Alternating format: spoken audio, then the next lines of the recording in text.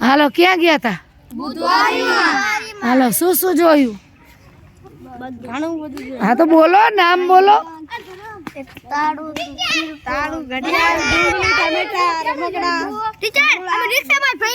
હા કેને રિક્ષામાં બેસી ગયા?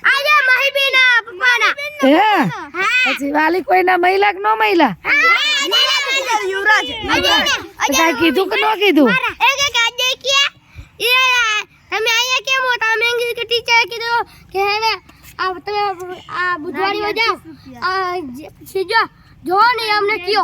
તમે શું જોયું? પણ શું જોયું એમ પૂછું છું. બધું એટલે